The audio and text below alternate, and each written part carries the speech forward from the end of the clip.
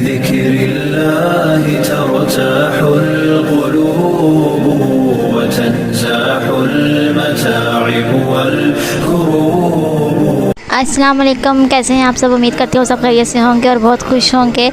दुनिया के सारे काम करें लेकिन अपनी आखिरत को भी ज़रूर संवारें। दुनिया के काम कभी भी ख़त्म नहीं होंगे, लेकिन हम लोगों ने एक दिन लाजमी इस दुनिया से चले जाना है और हमारे पास फिर कुछ भी नहीं होगा।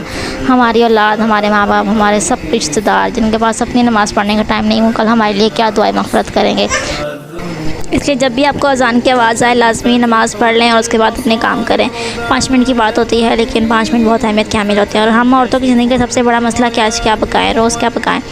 तो आज मैंने तो इस मसले का हल निकाला है, दाल माश बनाने लगी हूँ। और आप बताएं आपने आज क्या सालों में बनाया है, और मेरी वीडियो कैसी लगी कमेंट में ज़रूर बताइएगा और अच्छे अच्छे कमेंट्स करके जाया करें। आप मेरी वीडियोज़ को रीपोस्ट किया करें और मैं आपकी वीडियोज़ को रीपोस्ट करूँगी। जो मेरी वीडियो पे कमेंट करेगा मैं उसकी वीडियो पे कमेंट करूँगी, और जो मेरी वीडियो को रीपोस्ट करेगा मैं उसकी वीडियो को रीपोस्ट करूँगी।